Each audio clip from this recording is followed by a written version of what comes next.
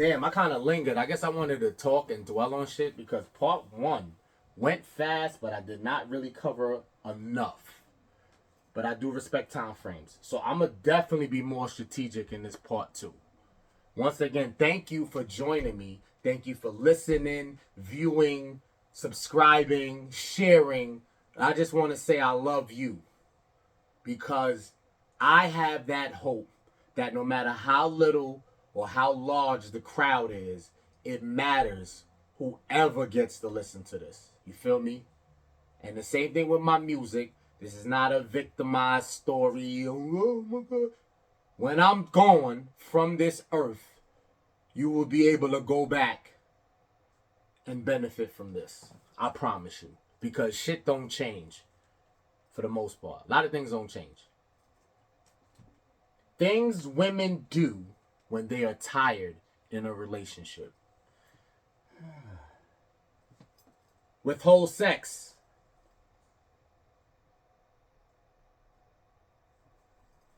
Shit test. Purposely cause disagreements.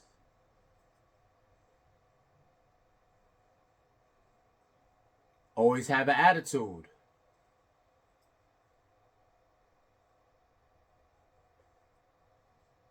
Take long to respond to text messages. Don't answer the phone call right away. Entertain other guys to an extent. They may not go full-blown disrespect, but they'll engage to a certain extent. Leave. Send him to Cliptown.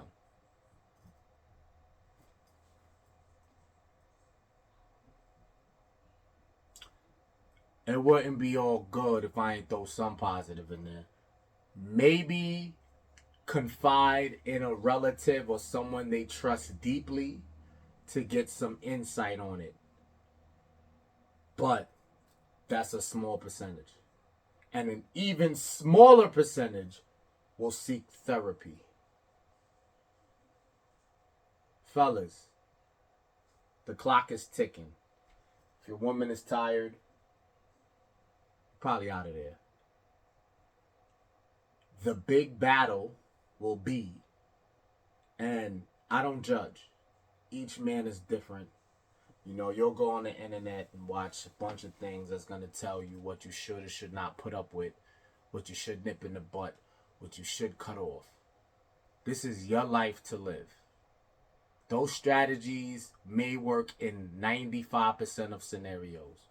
They're not bad advice mostly. But this is your life. And based on who you chose, if you select wisely,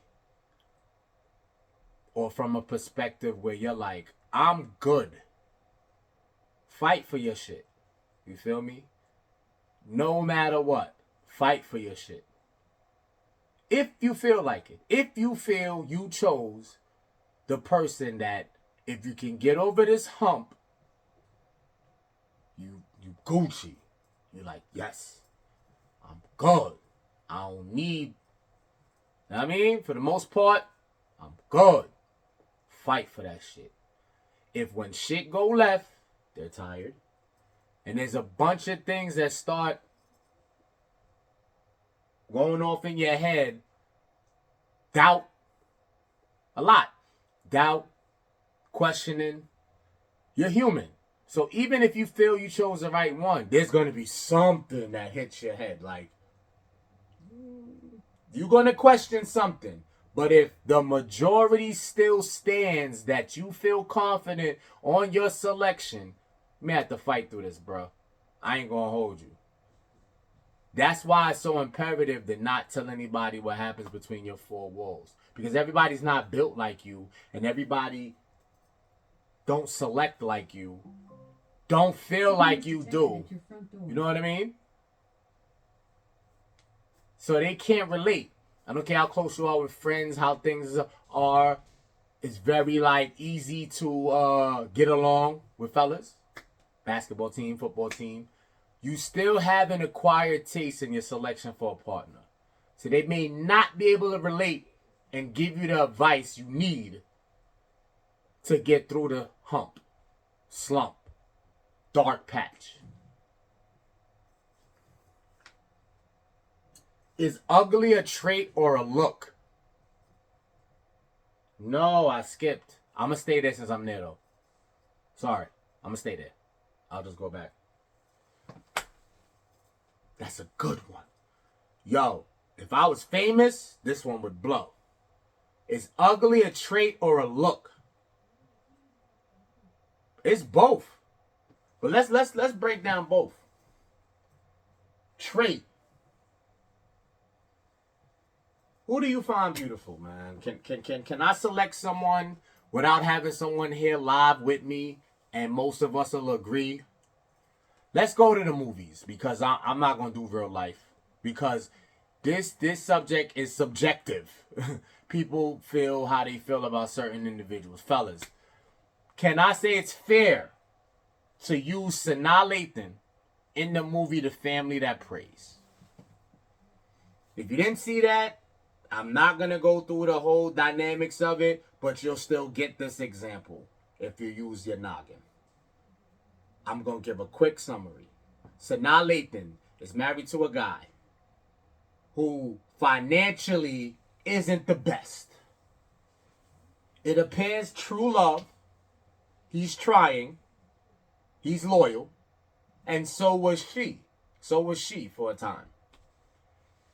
She works at a prestigious firm and starts fucking the boss. Race doesn't really matter, but I'm just going to do that anyway for you. He's white. So, just that alone, I don't have to go further. Just that alone. That's an ugly trait. That's not a look. So you got a husband. I think they had 4 clean years or 3 clean years. Doing everything in the world possible. Women could defend this and say, oh, she just wasn't satisfied. It wasn't enough. And what do people tell you what you should do when you've had enough or something isn't enough? To cut it off.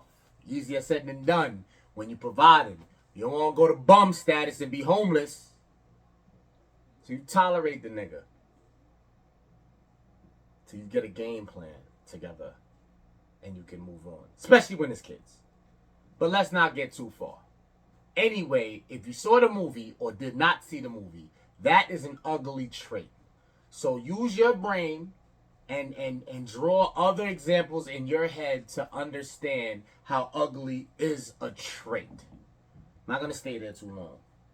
If I think of another one during this, I'll throw it at you. But that's a huge one. Now let's go when it's a look.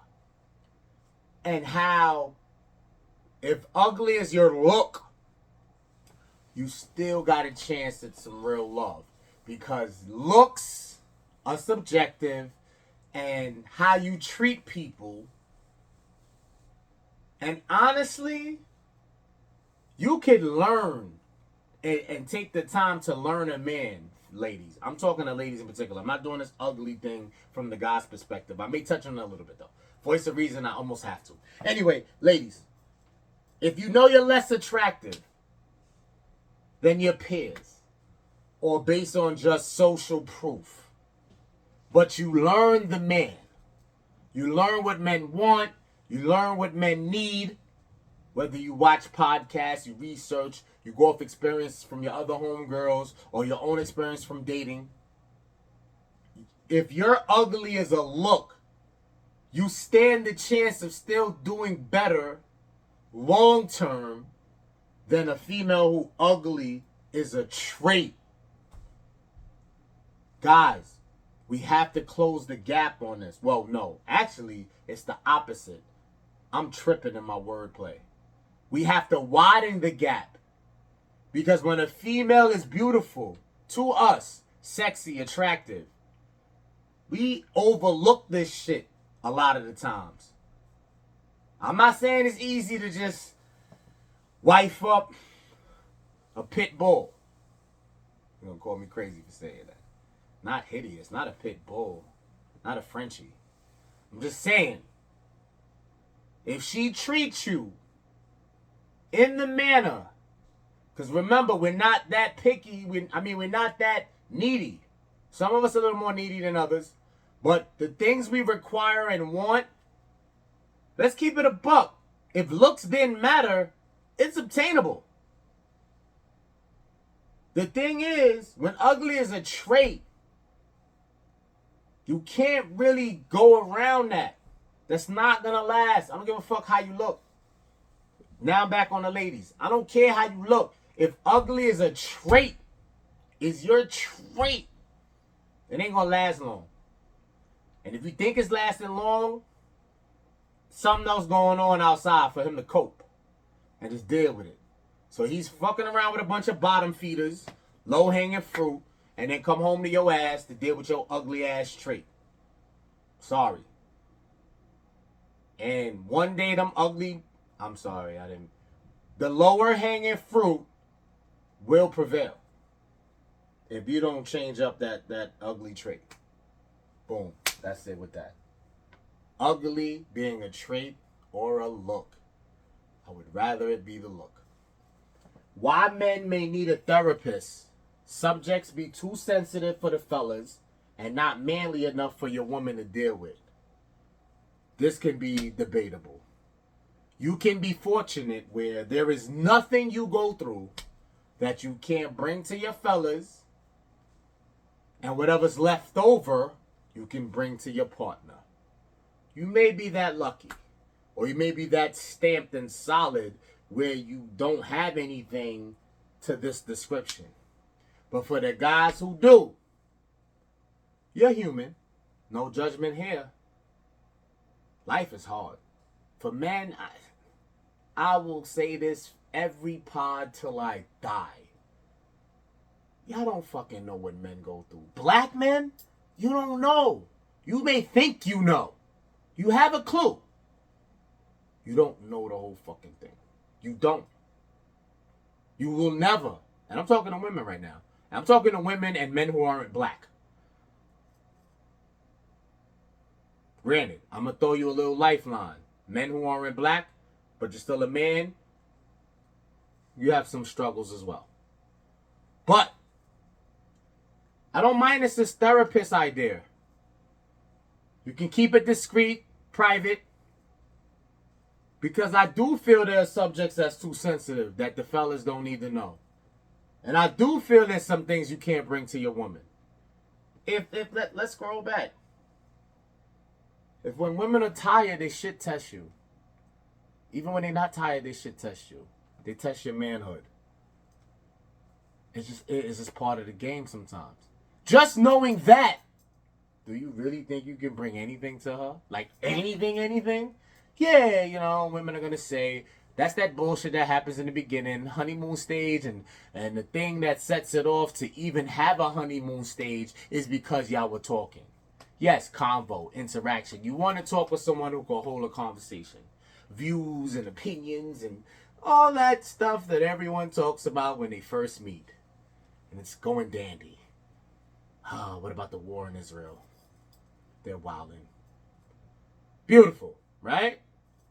Then you get down the line, she don't want to hear that shit. But she still wants you to hear her shit. Let's not jump off. So, I'm open-minded to the therapist. Can I give you an example of what's too sensitive for the fellas and not manly enough for the women? I can't. It's per individual. But you know. You will know. You know, TV shows, the Tyler Perry shows, etc. will display these things like you can talk about this with people, but you can't. I'll bring one little light-ass subject to it. Let's say you're not pleasing your woman no more. And it's not that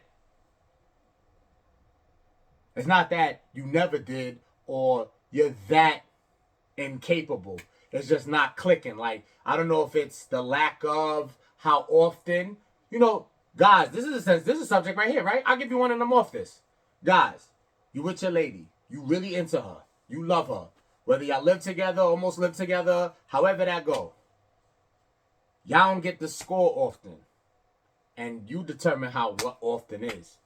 But if you work so hard and she works so hard, y'all on your purpose, y'all link once a week to do the damn thing. And you love her. Like, you love her. You may not last, bro. Like, you may, especially if it's Rory Lanes, and that's your lady. So I don't see why protection is involved if that's your lady. So you may finish first and quick. Now, if that happens once or twice, cool. But based on how often y'all get up, you're so excited. You're so, I can't wait to see my baby. That's why people take things. I'm not going to promote the things on here. You will not be coming up off my platform. But you know those enhancements that help niggas who finish early. That's something you may not want to bring to the fellas. And then you don't got to bring her to hug, because she already know. She's the fucking factor in. She's the fucking participating party. So seek the therapy if you thinking about it. If you already open to it and you thought about it and you saying why not, don't let no one discourage you that that's a bad thing. If you already, it's already on the brain, you might want to consider it. I have definitely gone to therapy before in the past. I'm not against therapy. Do your thing. But there are subjects that are too sensitive for the fellas and subjects that's not manly enough for your woman. Let's go, because I'm running out. Female, oh, pet peeve. Let's run. Boom, back to the gym with it. Was in the gym, doing my due diligence. We'll do this quick. There's female in there. Now, let me be voice of reason and say on one hand, she was putting in work. As far as the exercises and what she was doing, she was putting in work. So it's not like she was in there bullshitting trying to be cute. She definitely was working. But she was making sounds as if she was having sex. Each rep or every other rep. I'm not going to imitate the sound that she was making. But just know that it's real disturbing to be in a gym and hear those love sounds. I was quite teed off. Pet peeve. Females, if you're putting in that work, just breathe. Use that was sex sounds, bro. I don't care what you tell me. So when you, for all the guys, you're not going to know who I'm talking about. For the guys who have slept with this female, we know how she sounds, son. I'm off that. Can't trust someone in pain. That's man or woman. I'm not even going to break that down separately. I'm just going to have an overall of that. You know why you can't trust someone in pain?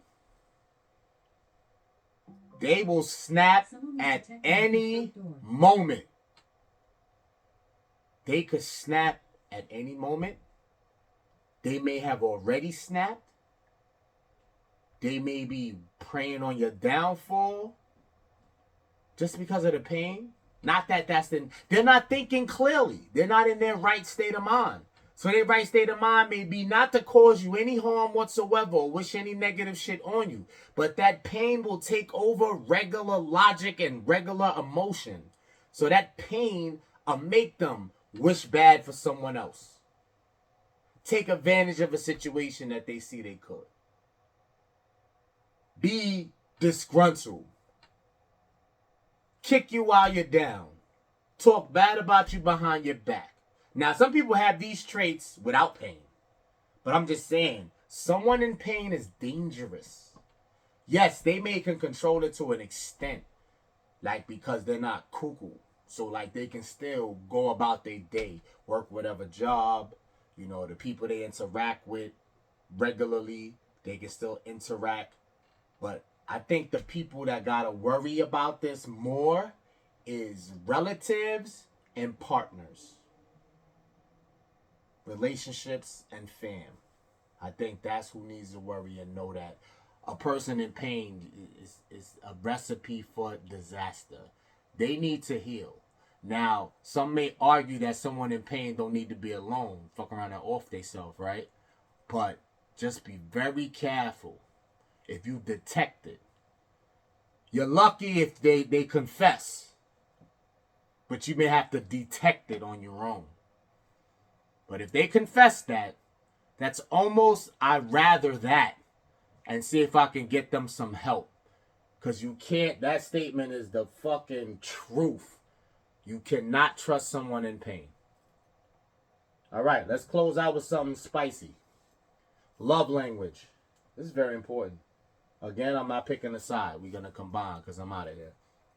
So the 5 things brought to my attention for love language is words of affirmation, acts of service, receiving gifts, quality time, and physical touch. So men, you masculine alpha bros out there, stay strong, stay tough. Show no sensitive shit, show no weakness. I'm playing. But listen, you really only supposed to... Can I judge here? No judgment. No judgment. My advice? Men should be needing the acts of service, physical touch, and that's really it. It's not the worst if you need words of affirmation. But the main for my alpha males is acts of service and physical touch. I'll put like definite asterisks next to those. And the optional ones, again, would be words of affirmation and maybe receiving gifts. Women. Receiving gifts and quality time, I'm sure, is on top of the list. Let's break them down real quick before I get out of here. Words of affirmation. That's what? Reassurance, rooting. Go king, go queen. You're so breathtaking. Keep doing what you're doing. I love what you do for us, for the fam. I love what you do too. You make me feel so whole. You make me feel amazing. It's breathtaking. I can survive anything in this world knowing these words of affirmation that you give me hit deep. All the pressures and struggles of the world I can eat. Give me my words of affirmation. Make me feel like a king. Make her feel like a queen. Acts of service. Per individual. Whatever you see that person's interested in, likes, you grab that. If, we're going to be materialistic to keep it simplistic. The guy loves Jordans. You get him some Jordans. The woman loves Teflon bags. You get her some Teflon bags. I'm not promoting putting in a timestamp. I'm just saying, you find out what they like and you get these things. I'm sorry, I kind of fucked up. That's receiving gifts, ain't it? Jordans and Teflon bags. Sorry. Acts of service. I guess that would be massaging, rubbing, which also ties in with physical touch. But the acts of service is definitely running a bath, cooking. There you go. I'm tripping, right? I'm tripping. I done jumped the gun with the receiving gifts. I'm trying to stay within the time constraints. Yeah. So acts of service, massage, run a bath, cook, those type of things. The receiving gifts I obviously already said twice. Gifts, material things. Boom. Physical touch. Let's get busy. Let's just get busy. You already know. Even if it don't go all the way, it starts with more like the massage with the acts of service. So the acts of service should lead into physical touch. Because if you're massaging her, she's massaging you. And then y'all take it a step further to foreplay and all of that before you get right. That's the physical touch. Feel me? So, I hope you enjoyed this. I kind of started rushing towards the end. But it was still useful. Still productive. And I want you to stay safe. Stay productive. Repeat it. Stay focused. Stay strong. Weather the storm. And show them that you're unbreakable. Stay safe. Peace.